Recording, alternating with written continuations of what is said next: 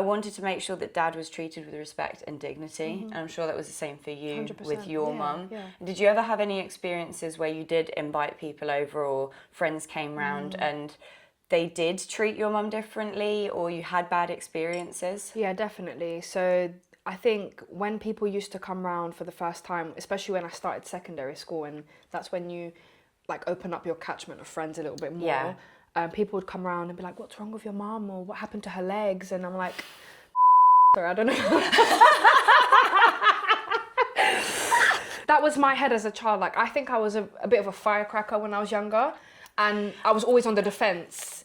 I have to say, yeah, I remember you being like definitely one of my stronger friends. Like, even before I think I was more confident in myself, I remember looking at you and thinking, wow, there's a girl who knows how to stand up for herself. Yeah. Like, I really admired that about you. Even like on the bus on the way home from school, like, not putting up with nonsense from anyone. I remember being like, yeah, that's my friend. Oh, bless you. Oh my gosh, it's so trippy to see how other people perceive you. Because for me, it was just like, I had to be strong. I had to. It was just I was on the defense a lot. And you probably noticed that. And it's like, if you step on the wrong place, it will be a landmine explosion type of thing. And it's so sad to think that little girl probably just needed a hug, you know? Right. Like, I don't know about you, but how many times did you go home and kind of just break down because you're like, I've just had to deal with so much at school. Now, like, trying to get on with homework or whatever, there's this whole thing going on at home, and you just, sometimes it kind of all catches up with you and you just feel exhausted. Yeah. Burnt out a lot, but also unable to emotionally express that because there was like this cognitive dissonance of like, I know I feel like this, but I'm not allowed to feel like this because I'm not the victim here. Right. I have all these feelings, don't know how to express it or process it. So I'm just going to be an angry person, actually, because I don't know how else to get this off my chest. I think the difference for me, I feel like I went more internal. Perhaps I feel maybe your emotions became a little more external in this defensive shell maybe you built for yourself, whereas I think I think it was a mask I would put on at school of this kind of happy, bubbly, maybe a bit quiet, but very academic, and kind of got on with my studies and what I wanted to do. But then at home, there was this real deep sadness. I mean, you know, it was the era of Tumblr as well, which absolutely did not help things. No, it didn't. Tumblr was the biggest enabler. Lana Del Rey and Tumblr were big problems for me as a teenager. Facts. Yeah.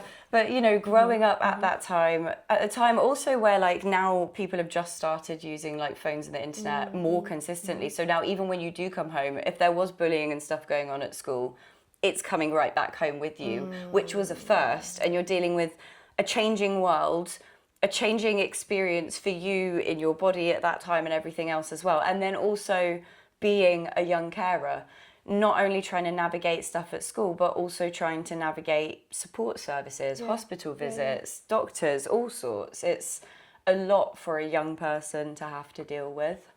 It is a lot. And I think what's amazing is now that you're able to put all of this language to those feelings and experiences. And I think that's what healing looks like, actually. Yeah. And I know that healing seems and feels like a very abstract thing at times, but that right there, when you can put language to it, it really helps. And was there anything for you that helped you find that vocabulary? I'm going to have to say escapism. Escapism on the kind of probably not so healthy side of coping with things and finding stability, but then going through that process of escapism and then realizing, actually, I want to sit with this. I want to feel how I feel. I want to validate that inner little girl who went through all of these things and never had someone to say, actually, you know, this is hard and you shouldn't have been a parentified child. You shouldn't have had to do all of these things. I think that's what I'm discovering, that kind of now as well. And it's giving me this sense of validation for myself and the things I've been through. Because tough love is all well and good until the child grows up and feels like they're not allowed to express anything. And also I started being a creative. I started making music. So it went from that to actually I want to channel this into something. So I started making music, and that really helped. And I really found myself through that process. And I was like, oh my God, me, like, yay. Excellent. I've discovered my spirituality as well, because at this time I kind of strayed away from religion. Like actually from a young age, I thought, I'm going to stray away from this, because I used to bargain with God and be like, if you can make my mum, like, you know, better. Yeah. Which is, it sucks to even say that and admit that, but I would go to bed and cry and pray and be like, God, if you could just make my mum have some working legs, like, I will be the most devout Christian. And obviously I'm not the most devout Christian, because you didn't do what you were supposed to. So. Yeah. But no, I think it's interesting, because actually maybe worth mentioning, we went to a Catholic school. Yes, we did. So our upbringing was Catholic. Yes. But yeah, I definitely had the same experience of feeling like, first of all, furious at God, because if you existed, then why would you let on this earth happen? would you do this to my dad? You know, he's such a wonderful human being. Why on earth are there people out here who've done terrible, terrible things? And they don't have dementia, but my dad does. That doesn't feel right. Yeah. So I remember that anger. Then, as you said, this bargaining of like, look, if I mean, people in my family used to joke, they thought I was going to become a nun at one point, because I was so like, if I can just be the perfect Christian, then, you know, God will make my dad okay again. And actually, I think what I found was not necessarily that I don't agree with some of the stories and teachings that come from the way that we were raised, but I certainly don't agree with this idea of a big man in the sky who's making these executive decisions that impact our lives. 100%. That actually kind of threw me into a lot of turmoil trying to understand that, because as a child you're like, well, you're telling me he's this all-loving, all-powerful person, but then why me, why our family, why us? It can be very hard to navigate a way out of. And I think the important part is having something to ground you, because otherwise it can be very easy to end up on a wrong path, surrounding 100%. yourself with wrong people who don't support you in this journey, but in fact show you nice distractions instead. And that's a very dangerous space for any young person, let alone 100%. A young carer who's even more vulnerable to be in. In terms of the nice distractions thing, I think as a teen, we're probably all gonna go through that, like at some point. And it's so weird, actually. Sometimes I forget that I'm a 28-year-old woman now. And I think because so much of my childhood was kind of parentified, where I was doing a lot of emotional, physical labour, that did become just the norm for me, and it is just expected of the eldest daughter to just do these things, especially in an African family. So now on top of that, when people just don't get it because they're like, yeah, well, this is just how it is, like, you just feel like you don't have anyone to speak to about it.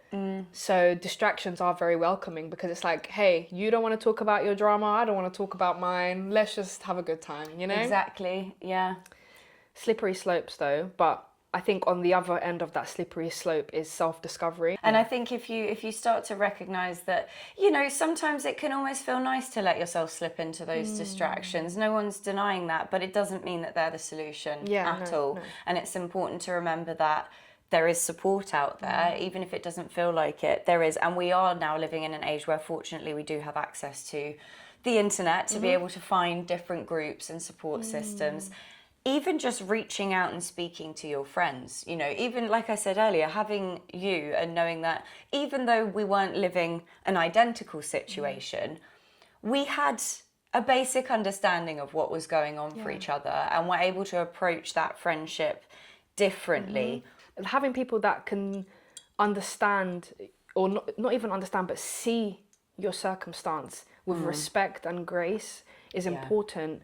Like, I'm a very low maintenance friend, and I think my trauma has made me this low maintenance person, because I understand that you can't expect anything from anyone. So when somebody reacts to you in a certain way and you think, oh, what a horrible, nasty person, like, for me, I just think you've got something going on. I do feel like in some ways though, that quality that I developed in myself of offering other people that grace, I really had to relearn as an adult where the boundaries lie with that. Okay, talk to me about Because that. I absolutely, as a younger person, I think I developed this thing of, you know, dad is not well. And so if he's having a bad day, if he's having a low mood, if he's angry, upset, whatever, of course, with dementia as well, you sometimes get aggressive outbursts. It's not him, it's the illness. And I think I learnt this kind of idea of, but if somebody loves you, then it's okay, you know, if they are, you know, upsetting you in some way, because they probably can't help it. Or as you said, they have something else going on that I don't know about. And I remember going to school and feeling like I'm not in a great mood. So I always looked at other people through that lens of maybe there's something going on for you too. But ultimately ended up getting hurt by that kind of around university age, because I'm thinking, well, I'm giving you so much grace, so much friendship, and where is my support actually? Because I feel like I ask you once if I can open up to you or talk to you about something that feels heavy for me, and the answer from you is actually no, or you don't want to deal with it, or it makes you uncomfortable. And that feels terrible when somebody kind of slams that door in your face and you realise, oh, the world is not as I have built it in my mind, and I now need to reframe this. That's very real, honestly. And I think I kind of fell into a bit of toxic positivity because of that. Like, and I wanted to be this stoic person who could handle everything and everyone and take the weight of the world on my shoulders. And then I had to realize that I was actually erasing myself in the process, because myself was saying, hey, this isn't fair. Like, I don't want to be treated like this. But my stoicism was like, oh, but, you know, we're all one.